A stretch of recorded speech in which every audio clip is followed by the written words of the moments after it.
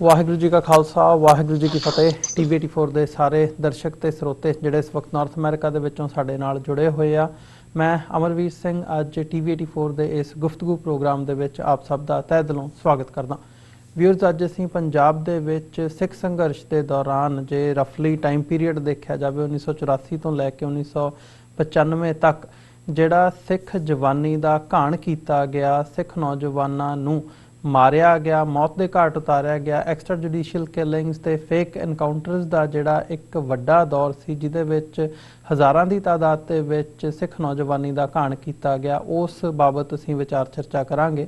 ਕਿਉਂਕਿ ਜਦੋਂ ਅਸੀਂ ਦੇਖ ਰਹੇ ਹਾਂ ਪੰਜਾਬ ਡਾਕੂਮੈਂਟੇਸ਼ਨ ਤੇ ਐਡਵੋਕੇਸੀ ਪ੍ਰੋਜੈਕਟ ਵੱਲੋਂ ਪਿਛਲੇ ਸਮੇਂ ਦੇ ਵਿੱਚ ਕਈ ਸਾਲਾਂ ਤੋਂ ਕੰਮ ਕੀਤਾ ਜਾ ਰਿਹਾ ਸੀ ਪੰਜਾਬ ਦੇ ਵਿੱਚ ਕਿ ਜਿਹੜਾ ਡਾਟਾ ਹੈਗਾ ਉਹ ਕਲੈਕਟ ਕੀਤਾ ਜਾਵੇ ਕਿ ਕਿਹੜੇ ਪਿੰਡ ਦੇ ਵਿੱਚ, ਕਿਹੜੇ ਸ਼ਹਿਰ ਦੇ ਵਿੱਚ ਕਿੱਥੇ ਸਿੱਖ ਨੌਜਵਾਨੀ ਦਾ ਘਾਣ ਕੀਤਾ ਗਿਆ, ਉਹਦੇ ਤੇ ਉਹਨਾਂ ਨੇ ਜਿਹੜਾ ਡਾਟਾ ਕਲੈਕਟ ਕੀਤਾ ਉਸ ਬੇਸਿਸ ਦੇ ਉੱਤੇ ਹੁਣ ਜਿਹੜੀ ਹੈ ਸੁਣਵਾਈ Punjab and Haryana high court ਦੇ ਵਿੱਚ ਜਿਹੜੀ ਹੈ ਹੋ ਰਹੀ ਹੈ। ਇਹ ਦੂਜੀ ਹੀਅਰਿੰਗ ਹੈ ਜਿਹੜੀ ਹੁਣ ਲੇਟੈਸਟ ਜਿਹੜੀ ਖਬਰ ਆਈ ਹੈ ਉੱਥੋਂ ਪੰਜਾਬ ਦੇ ਵਿੱਚੋਂ।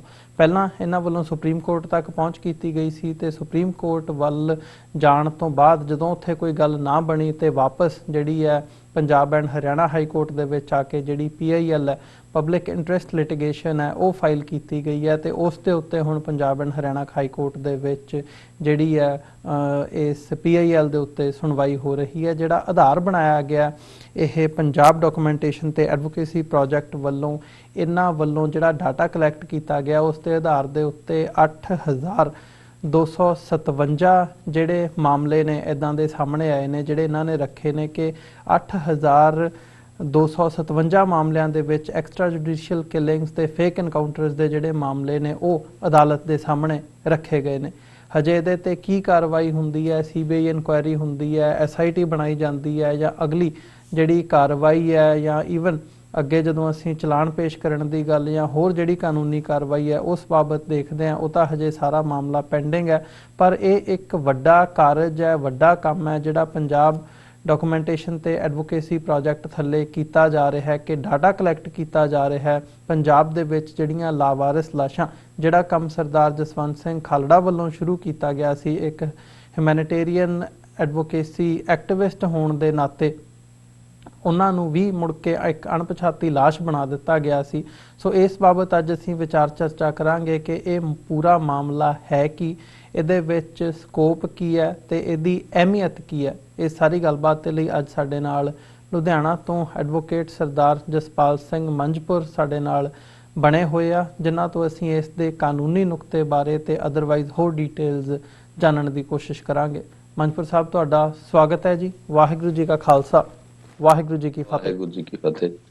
ਮੰਝਪੁਰ ਸਾਹਿਬ, ਕੀ ਦੱਸ ਸਕਦੇ ਹੋ ਜਿਹੜਾ ਇਹ ਮਾਮਲਾ ਸਾਡੇ ਸਾਹਮਣੇ ਹੁਣ Punjab and Haryana high court ਦੇ ਵਿੱਚ ਜਿਹੜੀ ਇਹ PIL ਦੇ ਉੱਤੇ ਸੁਣਵਾਈ ਸ਼ੁਰੂ ਹੋਈ ਹੈ, ਥੋੜਾ ਜਿਹਾ ਡਿਟੇਲਸ ਤੇ ਬੈਕਗਰਾਉਂਡ ਵੀ ਮੈਂ ਜਾਣਨਾ ਚਾਹੂੰਗਾ ਕਿ ਇਹ ਅੱਜ ਜਿਹੜੀ ਹੁਣ ਸ਼ੁਰੂਆਤ ਹੋਈ ਹੈ PIL ਦੇ ਉੱਤੇ ਸੁਣਵਾਈ ਦੀ, ਇਹਦੀਆਂ ਡਿਟੇਲਸ ਵੀ ਤੇ ਥੋੜਾ ਜਿਹਾ ਇਹਦੇ ਬੈਕਗਰਾਉਂਡ ਬਾਰੇ ਵੀ। ਦੇਖੋ, ਜਿਹੜਾ ਕੰਮ ਸਰਦਾਰ ਜਸਵੰਤ ਸਿੰਘ ਸ਼ਹੀਦ ਨੇ ਖਾਲੜਾ ਸਾਹਿਬ ਨੇ ਸ਼ੁਰੂ ਕੀਤਾ ਸੀ, ਉਹਦੇ ਚੋਂ ਇੱਕ ਉਹਨਾਂ ਦੀ ਫਿਰ ਵਾਈਫ ਨੇ ਬੀਬੀ ਪਰਮਜੀਤ ਕੌਰ ਖਾਲੜਾ ਨੇ ਉਹਨੂੰ ਫੋਲੋ ਅਪ ਕੀਤਾ ਤੇ ਫਿਰ ਉਹ ਸੁਪਰੀਮ ਕੋਰਟ ਵੀ ਗਏ। ਸੁਪਰੀਮ ਕੋਰਟ ਦੀ ਡਾਇਰੈਕਸ਼ਨ ਦੇ ਉੱਤੇ ਉਹਨਾਂ ਨੂੰ ਸਹੀ ਮੰਨਦੇ ਹੋਏ ਸੁਪਰੀਮ ਕੋਰਟ ਨੇ ਕਿਹਾ ਵੀ ਇਹਨਾਂ ਦੀ CBI ਜਾਂਚ ਹੋਣੀ ਚਾਹੀਦੀ ਹੈ। CBI ਜਾਂਚ ਵੀ ਹੋਈ। ਫਿਰ ਮੁੜ ਕੇ ਉਹਨਾਂ ਦੇ ਪੁਲਿਸ ਵਾਲੇ ਅਫਸਰ ਵੱਡੇ ਵੱਡੇ ਵੀ DSP SSP ਲੈਵਲ ਦੇ, DIG DGP ਲੈਵਲ ਦੇ ਵੀ ਉਹ 'ਚ ਪ੍ਰੋਸੀਕਿਊਟ ਹੋਏ। ਹੁਣ CBI ਅਦਾਲਤ ਦੇ ਵਿੱਚ ਕੇਸ ਚੱਲੇ ਲੰਮਾ ਸਮਾਂ, ਯਾਨੀ ਕਿ ਜਿਹੜਾ ਇੱਥੋਂ ਦਾ ਜੁਡੀਸ਼ੀਅਲ ਸਿਸਟਮ ਹੈ ਉਹਦਾ ਬੈਨੀਫਿਟ ਵੀ ਲਿਆ ਪੁਲਿਸ ਵਾਲਿਆਂ ਨੇ। ਉਹਨਾਂ ਦੀ ਬਾਹਰੋਂ ਬਾਹਰ ਜ਼ਮਾਨਤ ਵੀ ਹੋ ਗਈਆਂ, ਉਹਨਾਂ ਨੇ ਨੌਕਰੀਆਂ ਵੀ ਪੂਰੀਆਂ ਕਰ ਲਈਆਂ, ਰਿਟਾਇਰਮੈਂਟਾਂ ਵੀ ਹੋ ਗਈਆਂ। ਤਾਂ ਫਿਰ ਕੁਛ ਸਜ਼ਾਵਾਂ ਵੀ ਜਿਹੜੀਆਂ ਪਿਛਲੇ ਸਮੇਂ ਦੌਰਾਨ, ਜਿਹਨੂੰ ਫਿਰ ਅੱਗੇ ਪੰਜਾਬ ਡਾਕੂਮੈਂਟੇਸ਼ਨ ਐਂਡ ਐਡਵੋਕੇਸੀ ਜਿਹੜੇ ਵੀਰ ਹੈਗੇ ਆ, ਮੁਖੀ ਸੋਲਿਸਟਰ ਹੈਗੇ UK ਤੋਂ ਸਤਨਾਮ ਸਿੰਘ ਬੈਂਸ, ਉਹਨਾਂ ਦੀ ਅਗਵਾਈ ਦੇ ਵਿੱਚ ਇੱਥੇ ਹੋਰ ਵੀ ਵਕੀਲ ਸਾਹਿਬਾਨ, ਐਕਟਿਵਿਸਟ ਤੇ ਉਹ ਸਾਰੇ ਯਾਨੀ ਕਿ ਲੱਗੇ ਹੋਏ। ਫਿਰ ਉਹਨਾਂ ਨੇ ਇਹ ਸਾਰੀ ਡਾਕੂਮੈਂਟੇਸ਼ਨ 8000 ਤੋਂ ਵੱਧ ਕੇਸਾਂ ਦੀ ਉਹਨਾਂ ਨੇ ਕੀਤੀ, ਜਿਹਦੇ ਵਿੱਚ ਉਹਨਾਂ ਨੇ ਨਾਲ ਗਵਾਹੀਆਂ ਵੀ ਲਿਖੀਆਂ, ਪੂਰਾ ਪ੍ਰੂਫ ਬਣਾਇਆ ਵੀ ਹਾਂ ਫਲਾਨਾ ਬੰਦਾ ਫਲਾਨੇ ਪੁਲਿਸ ਵਾਲੇ ਨੇ ਫਲਾਨੀ ਤਰੀਕ ਨੂੰ ਉੱਥੋਂ ਚੁੱਕਿਆ ਜਾਂ ਉਹਨੂੰ ਉੱਥੋਂ ਫਿਰ ਅਣਪਛਾਤੀ ਲਾਸ਼ ਕਹਿ ਕੇ ਸਾੜ ਦਿੱਤਾ ਗਿਆ।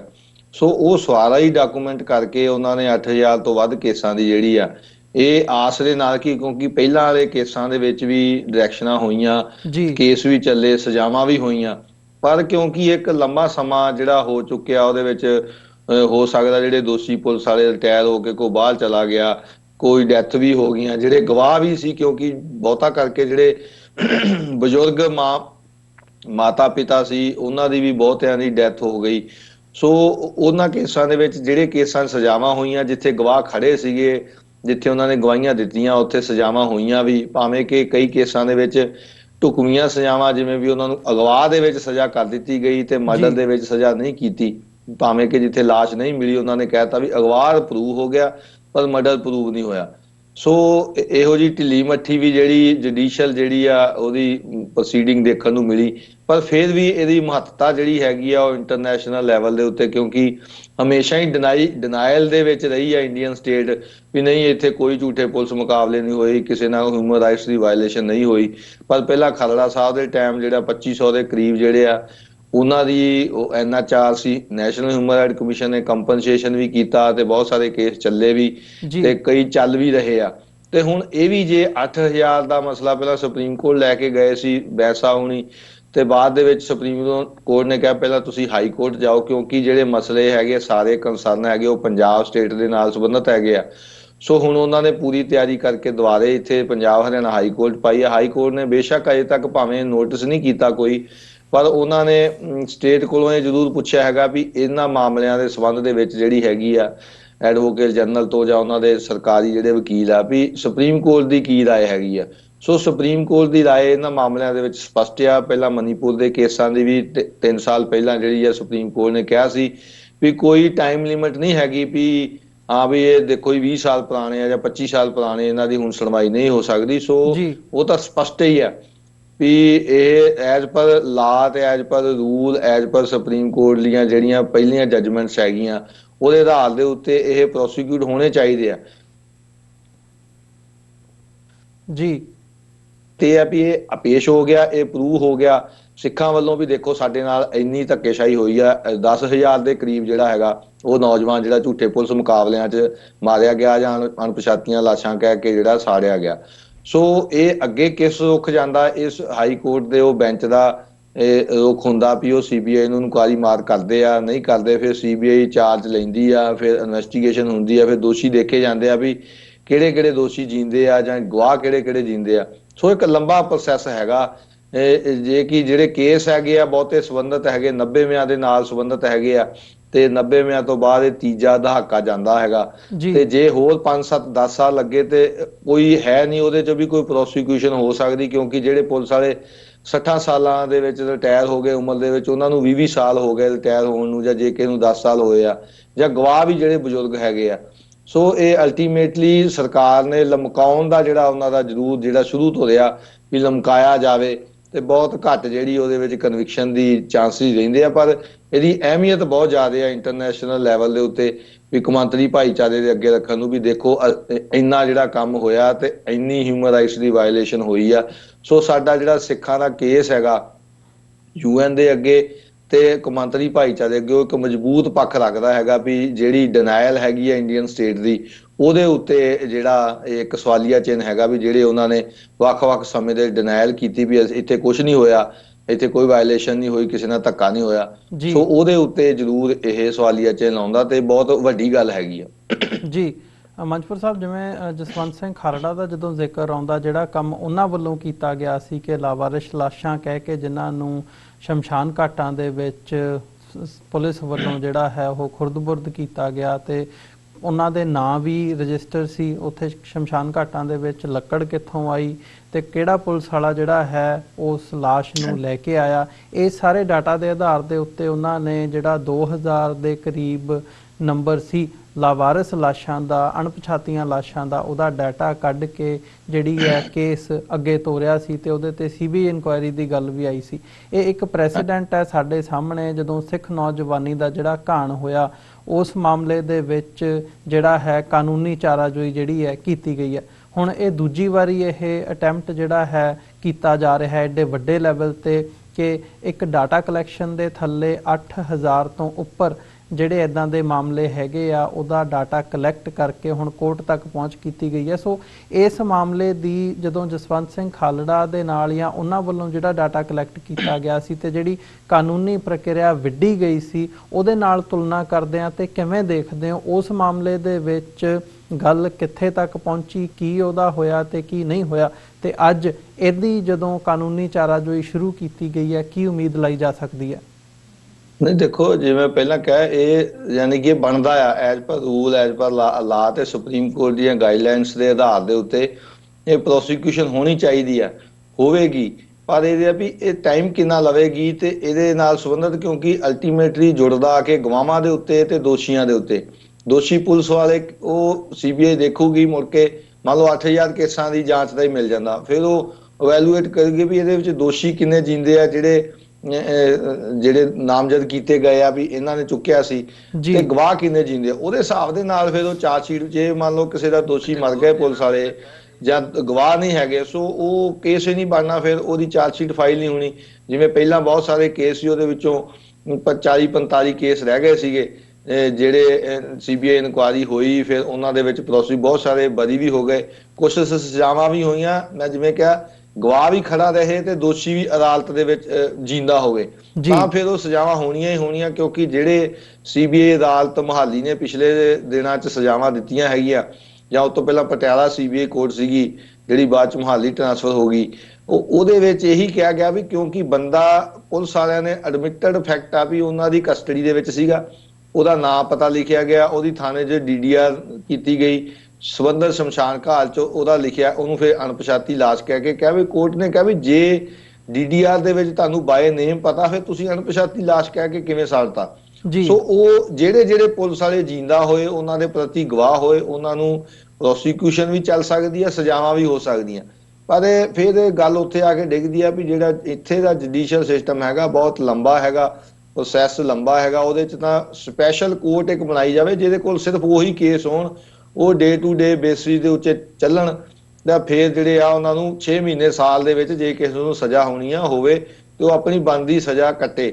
ਪਰ ਇਹ ਆ ਵੀ ਉਹਨਾਂ ਨੂੰ ਫੜਿਆ ਨਹੀਂ ਜਾਂਦਾ, ਉਹ ਬਾਹਰੋਂ ਬਾਹਰ ਜ਼ਮਾਨਤਾਂ ਲੈ ਜਾਂਦੇ ਆ, ਜਿਵੇਂ ਪਹਿਲਾਂ ਵਾਲੇ ਕੇਸਾਂ ਦੇ ਵਿੱਚ ਹੋਇਆ।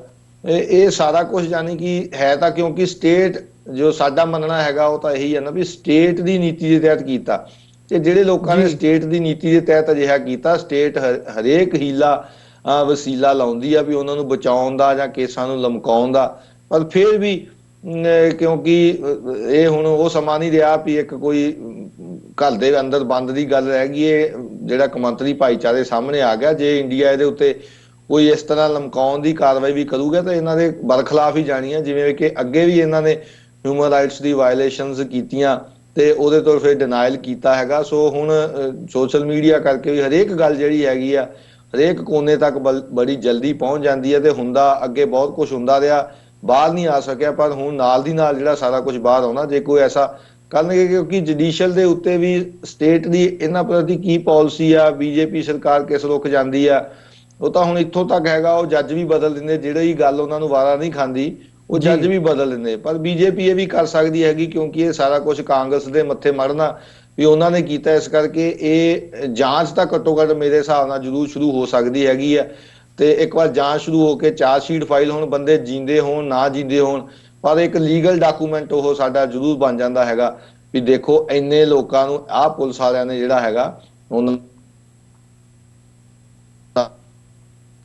ਜਿਹੜੀਆਂ ਕੀਤੀਆਂ ਹੈਗੀਆਂ। ਸੋ ਇਹਦੀ ਅਹਿਮੀਅਤ ਬਹੁਤ ਆ, ਭਾਵੇਂ ਦੇਖਣ ਨੂੰ ਲੱਗੇ ਵੀ ਇੱਕ ਐਕਸਰਸਾਈਜ਼ ਬਹੁਤ ਆ, ਰਿਸੋਰਸ ਵੀ ਲੱਗ ਰਹੇ ਆ, ਬੰਦੇ ਬਹੁਤ ਇਹਦੇ ਵਿੱਚ ਕੰਮ ਕਰ ਰਹੇ ਆ। ਬੈਂਸ ਸਾਹਿਬ ਹੁਣੀ, ਸਤਨਾਮ ਸਿੰਘ ਬੈਂਸ ਹੁਣੀ ਫੈਮਿਲੀ ਸਮੇਤ ਯੂਕੇ ਤੋਂ ਸ਼ਿਫਟ ਹੋ ਕੇ ਦਿੱਲੀ 'ਚ ਰਹਿ ਰਹੇ ਸਾਰੇ ਪ੍ਰੋਜੈਕਟ ਦੇ ਵਾਸਤੇ।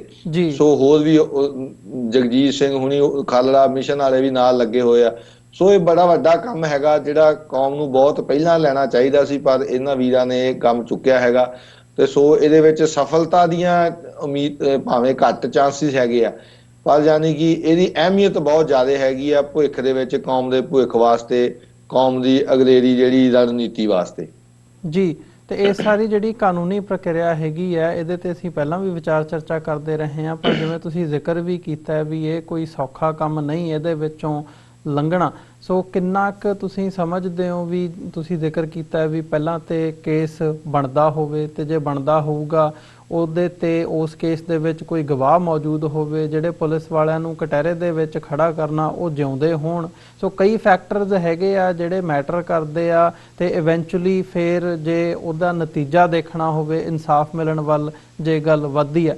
ਸੋ ਇਨਸਾਫ ਦੀ ਜਿਹੜੀ ਕਿਰਨ ਹੈ ਉਹ ਕਿੰਨੀ ਕੁ ਇਹਦੇ ਚੋਂ ਉਮੀਦ ਕੀਤੀ ਜਾ ਸਕਦੀ ਹੈ, ਤੇ ਜੇ ਉਹ ਨਹੀਂ ਤੇ ਫਿਰ ਜਿਹੜਾ ਆਪਣਾ ਕੇਸ ਹੈ ਸਿੱਖ ਕੌਮ ਦਾ ਜਿਹੜਾ ਕੇਸ ਹੈ, ਜਿਹੜਾ ਇੱਕ ਘੱਟੋ ਘੱਟ ਜੇ ਇਹਨੂੰ ਡਾਟਾ ਕਲੈਕਸ਼ਨ ਦੇ ਨਜ਼ਰੀਏ ਤੋਂ ਦੇਖਿਆ ਜਾਵੇ ਉਹਦੀ ਅਹਿਮੀਅਤ ਕੀ ਹੈ? ਦੇਖੋ, ਜਿਹੜੀ ਇਹਦੀ ਹੈਗੀ ਵੀ ਅੱਗੇ ਕਿਵੇਂ ਚੱਲੂਗਾ, ਜੇ ਮੰਨ ਲਓ ਸ਼ੁਰੂ ਹੋ ਜਾਂਦਾ, ਮੈਂ ਤਾਂ ਉਹੀ ਕਹਿੰਦਾ ਵੀ ਇਹ ਜਦੋਂ ਹਾਈ ਕੋਰਟ ਵੱਲੋਂ ਕੋਈ ਆਰਡਰ ਆਉਂਦੇ ਆ, ਜੇ ਕੋਈ ਆਰਡਰ ਆਊਗਾ ਤਾਂ ਫਿਰ ਉਹਦੇ ਵਿੱਚ ਇਹ ਹੈ ਵੀ ਘੱਟੋ ਘੱਟ ਫਾਸਟ ਟਰੈਕ ਕੋਰਟਾਂ ਹੋਣ, ਜਿਹਦੇ ਵਿੱਚ 6-6 ਮਹੀਨੇ ਸਾਲ ਦੇ ਵਿੱਚ ਹੋਣ। ਫਿਰ ਉਹ ਸਜ਼ਾ ਹੋ ਸਕਦੀ, ਜੇ ਮੰਨ ਲਓ ਸਜ਼ਾ ਹੋਣ ਤੱਕ ਵੀ ਨਹੀਂ ਜਾਂਦੀ ਡਾਟਾ ਕਲੈਕਸ਼ਨ ਦੇ ਹਿਸਾਬ ਦੇ ਨਾਲ, ਤਾਂ ਇਹ 8,000 ਇਹ ਹੈਗੇ ਆ, 2,500 ਖਾਲੜਾ ਸਾਹਿਬ ਵਾਲੇ ਹੈਗੇ ਆ, ਸੋ 10,000 ਹੈ। ਇਹ ਤੋਂ ਅੱਗੇ ਵੀ ਬਹੁਤ ਸਾਰੇ ਹੈਗੇ ਆ ਜਿਹੜੇ ਪਰਿਵਾਰ ਜਾਣਕਾਰੀ ਦਿੰਦੇ ਨਹੀਂ ਜਾਂ ਬੰਦੇ ਬਾਹਰ ਚਲੇ ਗਏ, ਇਹੋ ਜਿਹੇ ਵੀ ਕੇਸ ਹੈਗੇ ਆ। ਸੋ ਸਾਨੂੰ ਤਾਂ ਇਹੀ ਹੈ ਵੀ ਇਹਦੀ ਅਹਿਮੀਅਤ ਦੀ ਜਿਹੜੀ ਗੱਲ ਹੈਗੀ ਆ ਉਹ ਤਾਂ ਡਾਟਾ ਕਲੈਕਸ਼ਨ ਦੀ ਹੈਗੀ ਆ, ਕਿਉਂਕਿ ਸਟੈਟ ਦੇ ਉੱਤੇ ਹੀ ਸਾਰਾ ਦੁਨੀਆ ਦੇਖਦੀ ਹੈ ਵੀ ਹਾਂਜੀ, ਜਦੋਂ ਅਸੀਂ ਕਹਿੰਦੇ ਆ ਵੀ ਸਾਡੇ ਨਸਲ ਕੁਸ਼ੀ ਹੋਈ ਤਾਂ ਫਿਰ ਦੱਸਦੇ ਵੀ ਕਿੰਨੇ ਬੰਦੇ ਤੁਹਾਡੇ ਮਾਰੇ, ਫਿਰ ਅਸੀਂ ਕਹਿੰਦੇ ਸਾਡੇ ਕੋਲ ਕੋਈ ਡਾਟਾ ਹੈ ਨਹੀਂ। ਹੁਣ ਅਸੀਂ ਘੱਟੋ ਘੱਟ ਇਹ ਕਹਿ ਸਕਦੇ ਵੀ ਆਹ ਦੇਖੋ ਜੀ, ਪੰਜਾਬ ਪੁਲਿਸ ਨੇ ਜਿਹੜੀ ਐਕਸਟਰਾ ਜੁਡੀਸ਼ੀਅਲ ਕਿਲਿੰਗਸ ਕੀਤੀਆਂ ਹੈਗੀਆਂ ਉਹਦੇ ਉੱਤੇ ਕੋਰਟ ਦਾ ਆਰਡਰ ਹੈਗਾ ਵੀ ਪ੍ਰੋਸੀਕਿਊਟ ਕੀਤਾ ਜਾਵੇ, ਤਾਂ ਇੰਨਿਆਂ ਨੂੰ ਹੋਇਆ ਵੀ, ਇੰਨਿਆਂ ਨੂੰ ਸਜ਼ਾਵਾਂ ਵੀ ਹੋਈਆਂ। ਪਰ ਓਵਰਆਲ ਜਿਹੜਾ ਹੈਗਾ ਇਹਦੇ ਵਿੱਚੋਂ ਇਨਸਾਫ ਤਾਂ ਜੇ ਕਹਿੰਦੇ ਜਸਟਿਸ ਡਿਲੇਡ ਹੀ ਜਸਟਿਸ ਡਿਨਾਈਡ, ਜਸਟਿਸ ਇਨਸਾਫ ਦੀ ਤਾਂ ਹੁਣ ਜਿਹੜੀ ਆ ਉਹ ਕਿਰਨ ਉਸ ਤਰ੍ਹਾਂ ਹੈ ਨਹੀਂ ਗੀ, ਪਰ ਇਹਨੂੰ ਹੋਰ ਪੱਖ ਦੇ ਉੱਤੇ ਬਹੁਤ ਫਾਇਦੇਮੰਦ ਹੋ ਸਕਦੀ ਆ। ਸਿੱਖ ਕੇਸ ਜਿਹੜਾ ਵਰਲਡ ਦੇ ਸਾਹਮਣੇ ਰੱਖਣਾ ਹੈਗਾ ਵੀ ਸਾਡੇ ਨਾਲ 84 ਦੇ ਵਿੱਚ ਜੋ ਹੋਇਆ ਦਰਬਾਰ ਸਾਹਿਬ, ਤਾਂ ਹੋਰ ਗੁਰੂ ਧਾਮਾਂ ਤੇ, ਫਿਰ ਨਵੰਬਰ 84, ਫਿਰ ਉਸ ਤੋਂ ਬਾਅਦ ਇੱਕ ਲੰਮਾ ਸਮਾਂ 10 ਸਾਲ ਦਾ ਲਗਭਗ ਕਹਾਣ ਦਾ ਚੱਲਿਆ ਨੌਜਵਾਨਾਂ ਦਾ, ਜਿਵੇਂ ਉਹਨੂੰ ਹੁਣ ਨਾਰਕੋ ਸਟੇਟ ਟੈਰਰਿਜ਼ਮ ਵੀ ਕਹਿ ਸਕਦੇ। ਹੁਣ ਦੇ ਸਮੇਂ ਦੇ ਵਿੱਚ ਨੌਜਵਾਨ ਨਸ਼ਿਆਂ ਦੇ ਵਿੱਚ ਆ, ਜਾਂ ਜਿਹੜੇ ਕੋਈ ਅਣਖਾਲੇ ਜਾਂ ਉਸ ਤਰ੍ਹਾਂ ਚੱਲਦੇ ਹੈਗੇ, ਸੋਚ ਰੱਖਦੇ ਹੈਗੇ ਆ ਕੌਮ ਦੀ, ਉਹਨਾਂ ਨੂੰ ਹੁਣ ਹਰਾਸਮੈਂਟ, ਜਿਵੇਂ ਹੁਣ ਕੋਈ ਸ਼ਿਵ ਸੈਨਾ ਵਾਲੇ ਦੇ ਉੱਤੇ ਆਪ ਹੀ ਹਮਲਾ ਕਰਾਉਂਦੇ ਆ, ਤੇ ਸਿੱਖ ਨੌਜਵਾਨਾਂ ਨੂੰ ਵੱਡੇ ਪੱਧਰ ਦੇ ਉੱਤੇ, ਮੈਨੂੰ ਲੱਗਦਾ ਵੀ ਇੱਥੇ ਖੰਨੇ ਲਾਗੇ ਇੱਕ ਅਟੈਕ ਹੋਇਆ ਪਿੱਛੇ ਜੇ, ਤੇ ਇੱਕ ਸ਼ਿਵ ਸੈਨਾ ਵਾਲੇ ਤੇ ਇੱਕ ਲੁਧਿਆਣੇ ਹੋਇਆ ਸੀ। ਲੁਧਿਆਣੇ ਵਾਲਾ ਤਾਂ ਕੱਲ ਪੁਲਿਸ ਨੇ ਕਹਿਤਾ ਵੀ ਉਹਨੇ ਆਪਣੇ ਆਪ ਕੀਤਾ। ਖੰਨੇ ਵਾਲੇ ਸੰਬੰਧ ਚ 25 ਬੰਦਿਆਂ ਦੇ ਮੈਨੂੰ ਫੋਨ ਆ ਗਏ ਹੋਣੇ ਵੀ ਜਿਨ੍ਹਾਂ ਨੂੰ ਖੰਨਾ ਪੁਲਿਸ ਨੇ ਸਿੱਖ ਨੌਜਵਾਨਾਂ ਨੂੰ ਸੱਦ ਕੇ ਥਾਣਿਆਂ 'ਚ ਜਲੀਲ ਕੀਤਾ ਜਾਂਦਾ। ਸੋ ਉਹ ਜਿਹੜੀ ਪੁਲਿਸ ਦੀ ਕਾਰਵਾਈ ਹੈਗੀ ਆ ਉਹ ਉਸੇ ਤਰ੍ਹਾਂ ਦੀ ਹੈਗੀ ਆ। ਜੇ ਮਾੜਾ ਜਿਹਾ ਸਟੇਟ ਵੱਲੋਂ ਕੋਈ ਇਹੋ ਜਿਹਾ ਉਹਨਾਂ ਨੂੰ ਇਸ਼ਾਰਾ ਮਿਲੇ ਤਾਂ ਵੱਡੇ ਪੱਧਰ ਦੇ ਉੱਤੇ ਜਿਹੜੀ ਉਹਨਾਂ ਨੇ ਡਾਟਾ ਤੇ ਲਿਸਟਾਂ ਤਿਆਰ ਕੀਤੀਆਂ ਹੈਗੀਆਂ, ਜੇਲ੍ਹਾਂ ਦੇ ਵਿੱਚ ਜਿਹੜੇ ਹੈਗੇ ਉਹਨਾਂ ਨੂੰ ਜੇਲ੍ਹਾਂ ਦੇ ਵਿੱਚ ਉਸ ਤਰ੍ਹਾਂ ਹਰਾਸ ਤੰਗ ਪਰੇਸ਼ਾਨ ਕੀਤਾ ਜਾਂਦਾ। ਸੋ ਓਵਰਆਲ ਸਟੇਟ ਦੀ ਜਿਹੜੀ ਪਾਲਿਸੀ ਹੈਗੀ ਆ ਸਿੱਖਾਂ ਪ੍ਰਤੀ, ਉਹ ਇਨਸਾਫ ਨਾ ਦੇਣ ਦੀ ਹੈਗੀ ਆ।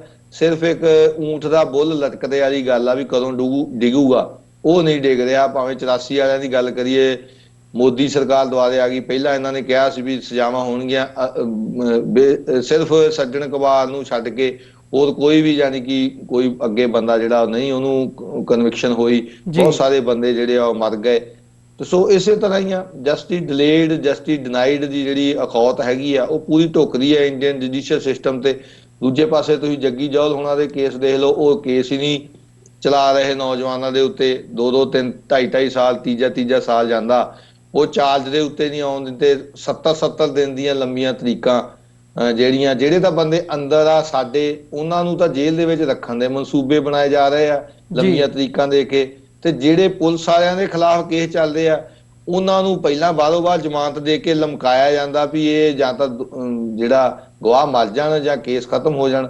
ਸੋ ਇਹ ਦੋਹਰੇ ਮਾਪਦੰਡ, ਜਿਵੇਂ ਆਪਾਂ ਅੱਗੇ ਵੀ ਕਈ ਵਾਰ ਗੱਲ ਕੀਤੀ, ਦੋਹਰੇ ਮਾਪਦੰਡ ਹੈਗੇ ਆ। ਸਿੱਖਾਂ ਦੇ ਨਾਲ ਵਿਤਕਰਾ ਹੈਗਾ ਤੇ ਉਹ ਸਟੇਟ ਪਾਲਿਸੀ ਆ, ਉਹਦੇ ਚ ਕਾਂਗਰਸ, ਬੀਜੇਪੀ, ਅਕਾਲੀ, ਭਾਜਪਾ ਦਾ ਕੋਈ ਮਤਲਬ ਨਹੀਂ ਹੈਗਾ। ਸਟੇਟ ਪਾਲਿਸੀ ਦੇ ਤਹਿਤ ਸਿੱਖਾਂ ਨੂੰ ਕਿਤੇ ਉਹ ਤਿੱਖੇ ਰੂਪ ਦੇ ਵਿੱਚ ਹੁੰਦੀ ਆ, ਕਿਤੇ ਉਹ ਅੰਦਰ ਲੁਕਵੇਂ ਰੂਪ ਦੇ ਵਿੱਚ ਹੁੰਦੀ ਆ, ਪਰ ਕਿਸੇ ਨਾ ਕਿਸੇ ਪੱਧਰ ਦੇ ਉੱਤੇ, ਕਿਸੇ ਨਾ ਕਿਸੇ ਲੈਵਲ ਦੇ ਉੱਤੇ ਉਹ ਚੱਲਦੀ ਰਹਿੰਦੀ ਆ। ਤੇ ਅੱਜ ਭਾਵੇਂ ਕਿਸੇ ਨੂੰ ਦਿਸਦੀ ਨਹੀਂ ਦਿਸਦੀ, ਪਰ ਉਹ ਜਿਹੜੀ ਕਹਾਣ ਦੀ ਨੀਤੀ ਹੈਗੀ ਆ ਉਹ ਜਿਹੜੀ ਆ ਲਗਾਤਾਰ ਜਾਰੀ ਆ, ਭਾਵੇਂ ਸਿਧਾਂਤਕ ਰੂਪ ਦੇ ਵਿੱਚ ਤੇ ਕਈ ਥਾਵਾਂ ਦੇ ਉੱਤੇ ਸਿੱਧੇ ਰੂਪ ਦੇ ਵਿੱਚ ਵੀ।